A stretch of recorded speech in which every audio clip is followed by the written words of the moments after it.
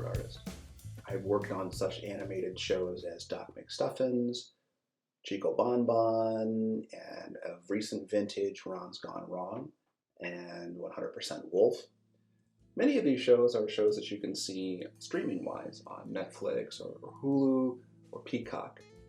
And what I'm going to do over the course of the next few videos is to kind of share some things that are critical to the beginnings, the underpinnings of storyboarding. And the first among them is working with strong composition. And today we're going to talk about one piece from Norman Rockwell.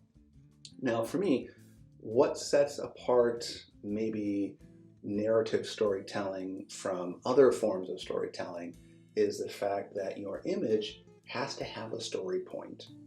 It has to have a story point from which everything about what you're going to say emanates from. All of your visual elements will revolve around it, and every little subtle piece of nuance or emotion or information comes from the idea that there's a point to be had via story. So, without further ado, let's go ahead and take a look at a piece by Norman Rockwell. So here we go. This is the wonderful illustration called Girl with a Black Eye by the superlative Norman Rockwell, who I would say is on the Mount Rushmore of American illustrators historically. Many people will point to his incredible technique as the high point of what he does, painting with this wonderful realism with reflections and shadows. Everything is rendered so well, it makes you feel as if you're almost there. Part of his unique way of working was that he could push the form into almost caricature and yet never lose that sense of realism. And I think that's what gives it sort of this, was I there? Was I not there? This just sort of being that heightens the story. I would say, though, that what makes Norman's work really tremendous is his sense of storytelling. And that goes beyond just painterly technique or even how he draws the figures, although those are important elements. I would say it has everything to do with how he chooses to compose his image. Where does your eye go and why does it go there? So as we look at this painting, I'm going to break this down into a number of different ways so that we can see how shape language was used, how values were used, and so forth to kind of move our eye through this painting.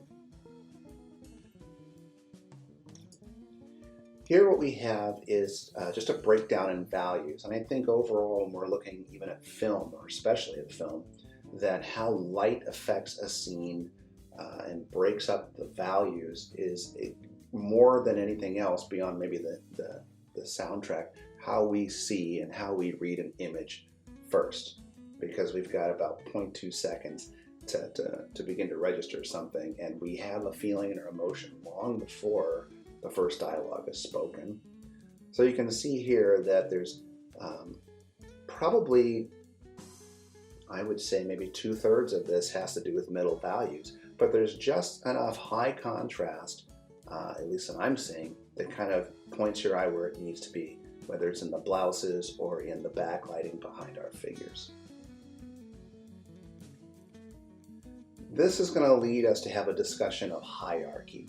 And what I mean by hierarchy is this: what do we need to see first?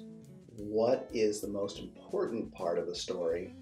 And what are the secondary or even the tertiary points of the story?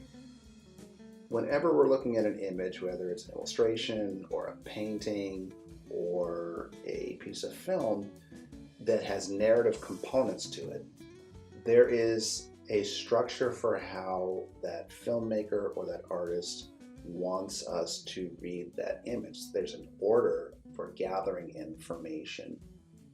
And that's what we were looking for, an order for gathering information. And sometimes this has to do with what part of the story is the most important part of the story to get to first, and what is the secondary. Knowing that all of these components are working together to tell a big picture story. Here we see, and this is where I'm using as the focal point. We're in the upper third, and what Rockwell has done is sort of cheat conventions by placing our character square in the middle. And when I say cheat that convention, most of the time we would say don't put our focal point right in the middle. But he's done a number of things here to sort of, as my old colleague who recently passed away, Dave Schwartz, would say, he did some things here to sort of take the stink off of that. And elegantly so, I would say. So our focal point's dead in the middle. And we can see that the contrast of the blouse versus what I'm identifying as this dark mass of the bench, or even how this bulletin board is a shape with all these elements on it. We're using this underpinning to kind of anchor our character. If Norman Rockwell had decided to put the bench through the whole scene, the composition wouldn't have worked quite as well. It's very few that can make that kind of symmetrical, balanced composition work effectively. And when I say few, you're probably talking about Buster Keaton and Wes Anderson and very few others in between. So here what we have is our primary focal point. Now we have a secondary focal point, and that is these characters that are behind the door in the background, which appears to be the principal, and that could be the mother or potentially the secretary. I'm going to go ahead and say the secretary. It's what I feel. And here in Ohio, you can hear that they're finally getting around to salting these roads outside. That was fun spinning around, going through that not too long ago. And it's another reason why I feel like I should go back to owning Subaru. But I digress. Now I'm kind of taking a look at how there's horizontal lines here that are kind of pushing us in. And this gets to the conversation I was just having about how the bench and the bulletin board are sort of pushing us in from the left-hand side. It's pushing us through to the focal point and also pushing us over to the secondary focal point. Now, what makes the focal point, the first one, primary is because of its scale, which we'll talk about. It's clearly much bigger than any other element in there. And forces you to look at it. As we look at these horizontals, we can sort of follow our way through, and this is where the values become important. I feel I can follow it through the socks, bring it up to the knee patch, up to the blouse, up to the highlight on the face, follow it over onto the highlight in the desk, and then up into our secondary focal point, which is backlit. So we've got this nice white backlighting. So the values really do lead our eye through. Now we can get into story themes. And one of the ways we can use story themes is scale relationships. As I mentioned earlier, our lead character, this girl, has just sort of taken her first step to freedom here. And what I would say is definitely a movement away from, the shrinking violet. Was she assaulted by a girl? Was she assaulted by a boy? It doesn't really matter at this point because she's proud of what she did to defend herself, clearly by her expression, and also by composition.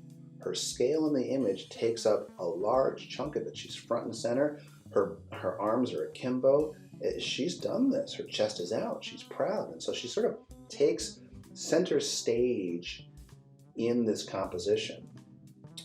What I find interesting is how the principal is seated, and there's a woman, who I'm going to call the secretary, standing above him.